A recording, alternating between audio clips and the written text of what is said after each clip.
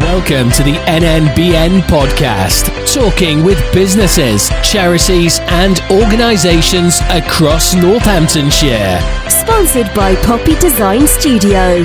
Find us at poppydesignstudio.com.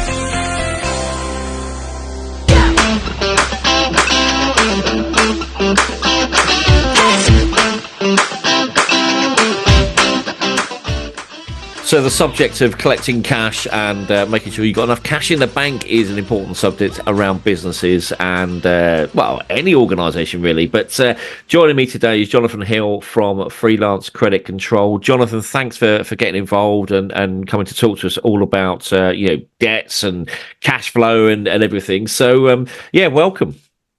Thank you. And thank you for having me, Simon. Yeah, no problem at all. So, Freelance Credit Control. Obviously, I think the name is it says what you do. It's all about collecting of cash. But do you want to give us a bit of a background as to how long you've been trading and what Freelance Credit Control is all about? Yeah, by all means. I mean, Freelance Credit Control itself as a concept, it's only a couple of years old. I mean, myself personally, I've been involved in commercial credit control for a smidge over 20 years. I've worked for and collected from a number of household names and well-known names and what have you. I've collected debts from as small as a few £100 right the way up to and including £9.5 million. So I'm pretty good and pretty experienced with what I do. And I mean the whole concept of freelance credit control came about during the pandemic, when I realised that coming out of the pandemic, a lot of businesses would need support, but there would be a lot of businesses that perhaps couldn't actually sanction or didn't have the need for a full-time credit controller. And it felt a bit unfair that these guys didn't have access to guys like me. And when I started looking at it, I started realising that there's a gap in the market here. There's an opportunity here to be able to allow people to access a credit controller or a guardian of their cash flow for the number of hours that their business needs.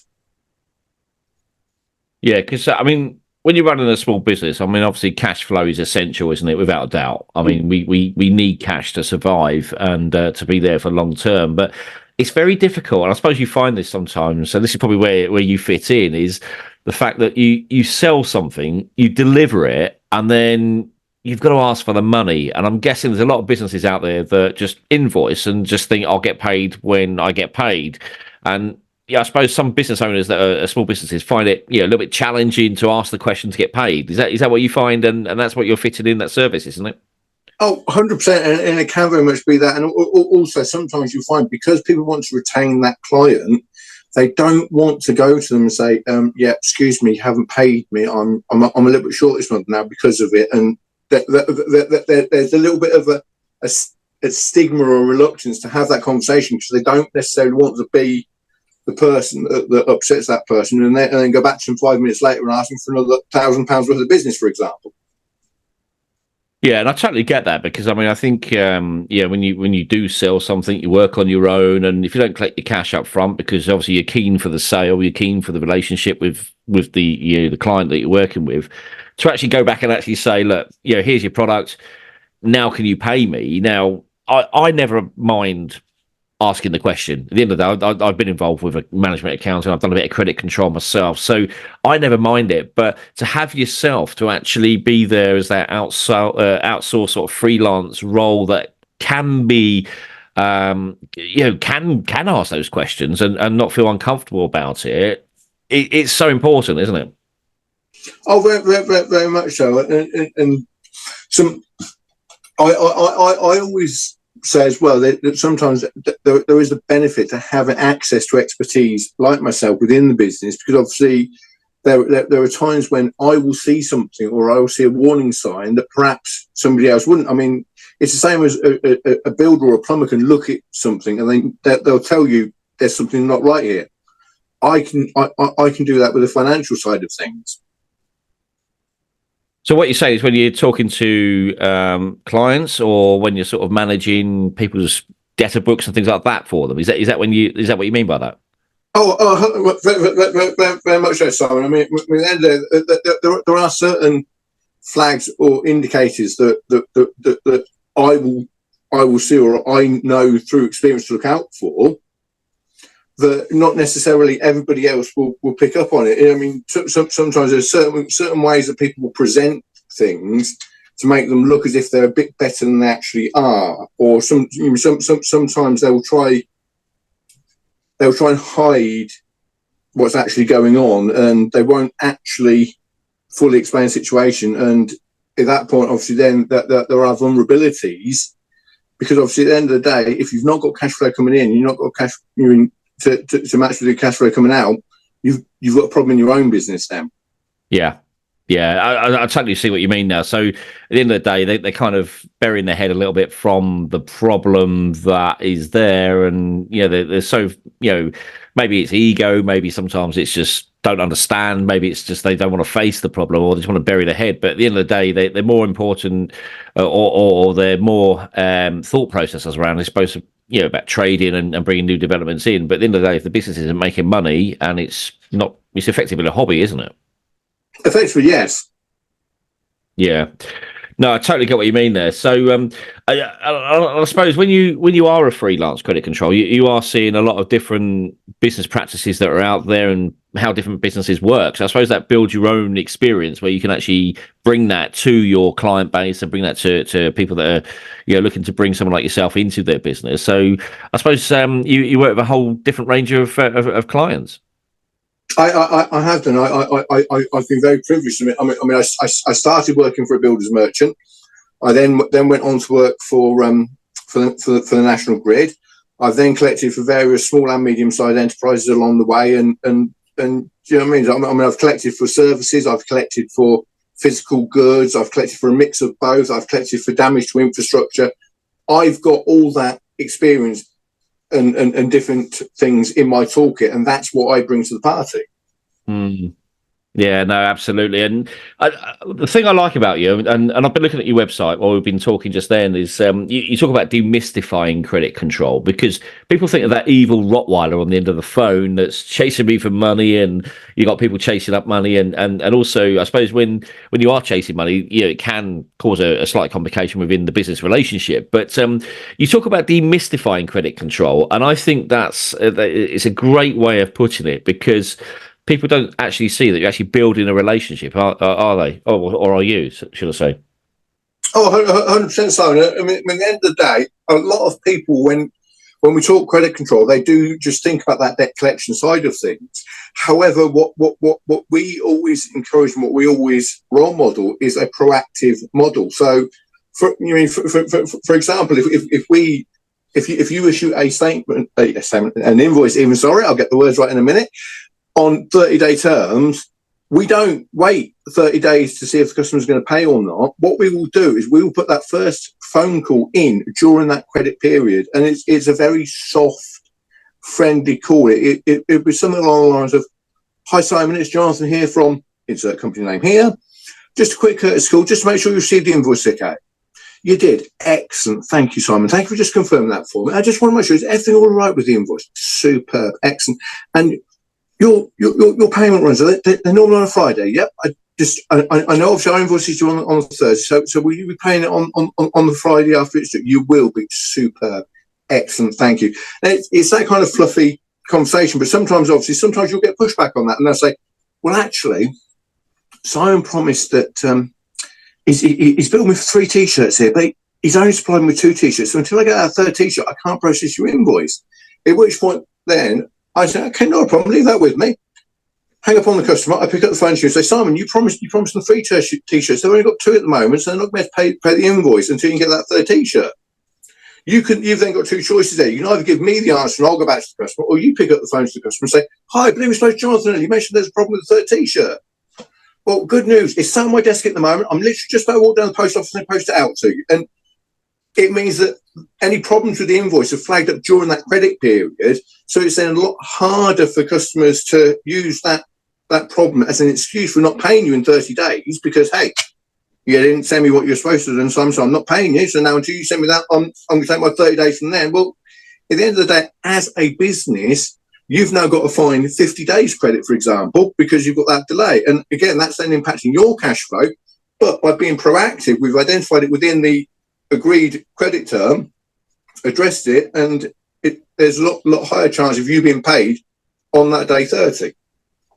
Yeah, I love that, because effectively you're kind of communicating between, client or sale and purchase, aren't you, of the transaction, the business transaction that's gone on there. So I think the proactive side, the proactive nature, can actually eliminate that, which then means that people are going to get paid on time, which means they haven't got the cash flow problem, which is great. So it's good to hear that. 100%, Simon, and that's why we call ourselves the guardians of your cash flow, because by taking that proactive nature on, we're identifying those problems at the earliest opportunity, safeguarding your cash flow, but also giving you the opportunity to address those issues ahead of time and mitigate them if needed.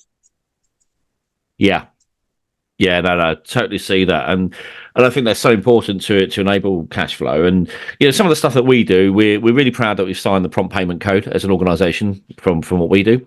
But people don't want to pay on time sometimes, do they? Because they don't want to admit that they've got their own cash flow problems themselves. So, which obviously knocks on throughout the whole supply chain, doesn't it? So, I think having that proactive approach can also eliminate that. But also, as I said right at the beginning, you've come into that business to help to collect the cash, because some business owners just don't want to ask the question themselves of when they're going to get paid. So you're kind of a bit of a mediator as well, I guess. It can be, and at the end of the day, it gets quite interesting sometimes, because I'm a credit controller. I'm not a builder. I'm not a plumber. I'm not a thing. But I've collected for them, and you sometimes get some weird and wonderful conversations around things, and you learn a lot about the products and stuff like that, and you find even stuff like that can help you when you're talking to people.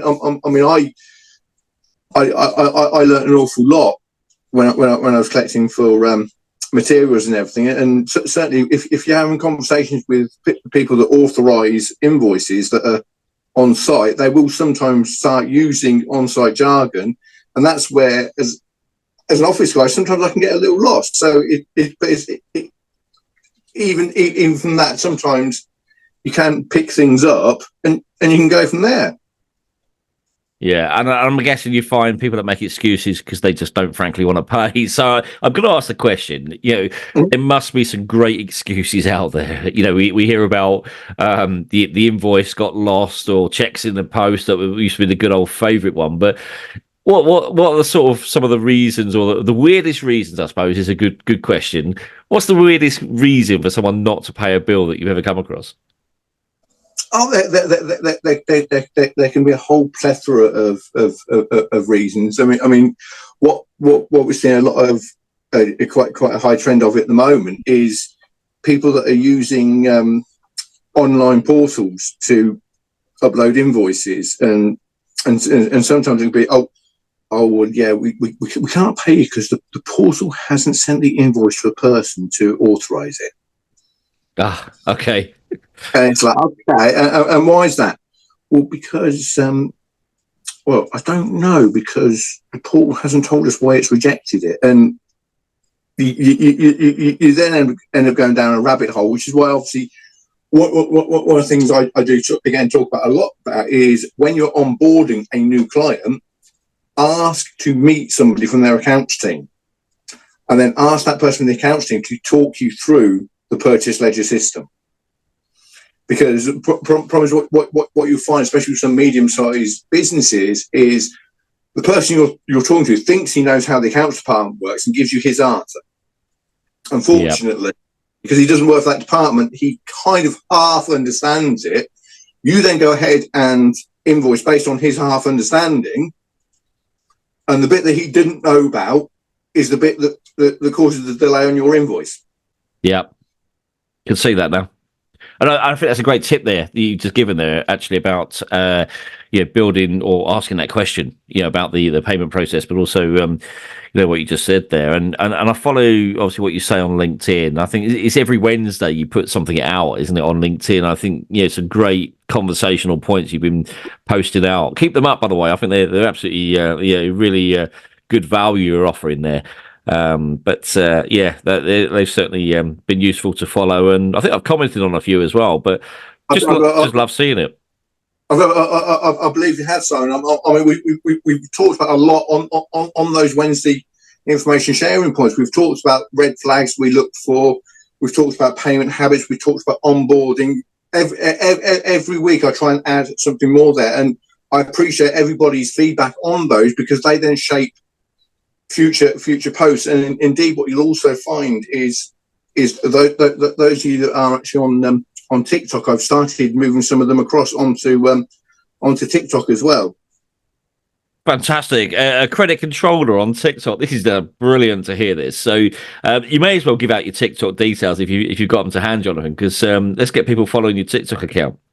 It is the Guardian of Cashflow. Okay. The Guardian of Cashflow. Mm-hmm.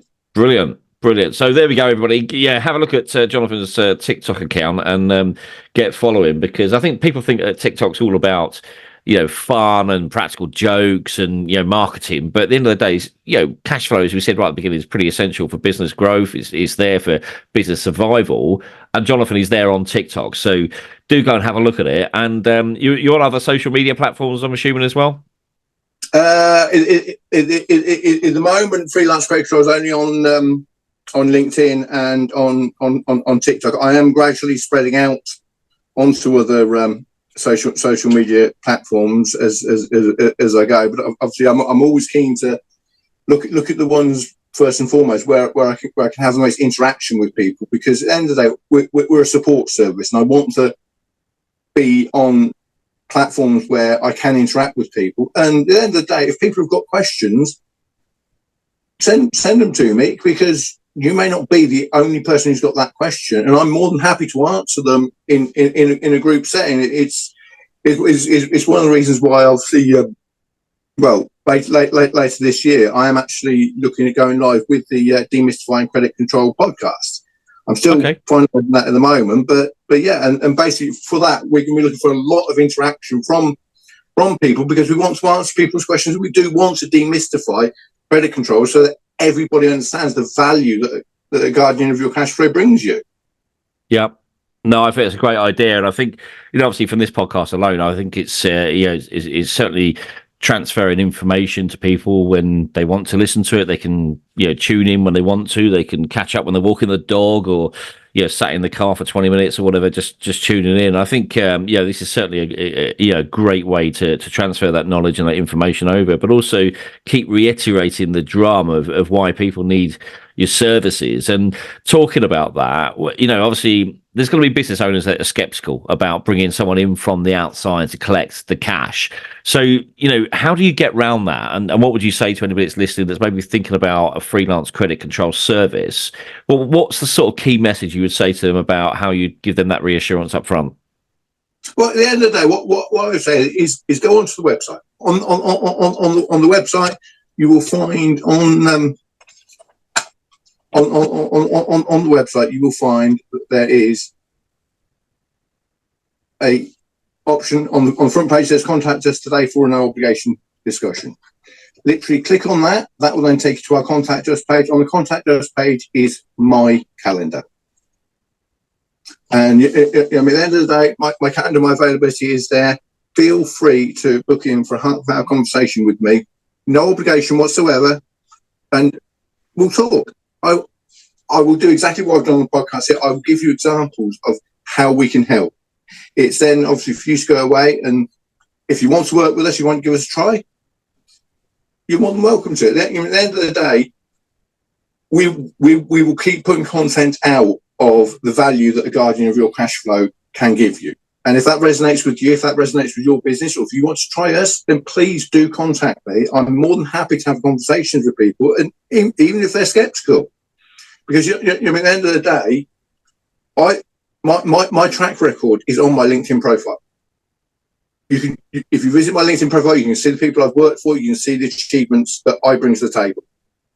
And I mean, at the end of the day, people are more than welcome to look at it, and more than welcome to ring me up and interview me. That's not a problem. Yeah, brilliant. And I think that's key when you're looking to find someone that can collect your cash on behalf of your business, but you've actually put it out there for people to see, which I think is quite credible as well, actually, Jonathan, because obviously at the end of the day, people can see that you're a very upfront guy that's wanting to obviously, very proud of what you've achieved with the cash collection, which obviously we know is important, but you're actually, publicising the fact of your achievements. So I did have a look at your LinkedIn profile, a couple of days ago, and there was a couple of things on there that have stuck out with your achievements. So I think, do have a look at it. It's Jonathan Hill is what people need to look for, isn't it, on LinkedIn? Yes, I mean, one of the other sections that we've got on the website, because we passionately believe that every business should have access to experienced credit control and experienced guardian of your cash flow. What we've done is we have actually, I personally, a 20-something year veteran credit control, have written 3 collection letters. So you've got level 1, which is a soft collection letter, level 2, which is slightly firmer, and then level 3, which is what we would call a final demand letter, also known as a 7-day letter. Now, obviously, your first letter is very fluffy. The second letter is slightly firmer. The third letter says, "Look, you've crossed the line now, sunshine. It's go time." Now, at the end of the day, you can download all 3 of those letters from our website for £15 plus the VAT. So you're in pretty good offer there. And at the end of the day, all of those are written by me. Now, I've also added it into there because obviously, as a company, we use Xero. We're huge Xero fans, and so I've also configured the letter 1 and letter 2 for Xero, so you can actually integrate it into your own Xero if you're a Xero user yourself. Now, I am hoping to add other accountancy packages versions into there when I can. So please do visit the download page regularly, because at the end of the day, if all you need is that written by a professional letter, written by a credit control letter, download the template. What you'll find, templates download into Word. You can put your company logo into there. There's a few sections for you to fill out with the client details, the debt details, the invoice details, and stuff like that. But the main meat of the letter is there and is there for you to use. And once you've downloaded it, you can use it as many times as you want, and it's only that one-off fee that you'll pay. So actually, anybody that's listening that has had their own challenges that they want to get, a letter sent, it's actually an investment, isn't it? They can actually invest that small pot of money there to actually recover their big amount of money. So if you are listening and, you're looking for some letters, obviously, Jonathan, you've heard, he's got 20 years of credit control experience there. Do have a look at his website and download the resources that are on there. So I've got to ask you as well, Jonathan, your actually website itself, do you want to give the website address out? Because obviously, if people are looking to download those letters, they're going to need the website, aren't they? Yeah, indeed. So the website is literally www.freelancecreditcontrol.com. And freelance is obviously the FREE and not the number 3. So just in case you're trying to work out what we're talking about here, it is Freelance Credit Control. Obviously, Jonathan, as I said, he's got these 20 years experience. People contact you by phone as well, or literally contact you via the website. What's the best way for people to connect with you? I mean, like I say, my calendar is on the website, but if you click on the contact us page, you'll see the office number is on there, which is 01604 809 222, or alternately, you can drop us an email to creditcontrol@freelancecreditcontrol.com. Brilliant. Well, Jonathan, listen, really appreciate it. Your time today to come and talk to us about what you do. I think it's important that businesses don't overlook their cash challenges and do, sometimes maybe swallow a bit of pride and talk to someone like Jonathan who can step into to actually collect cash for you. So thanks ever so much for joining us, and look forward to an exciting 2024. I certainly hope so.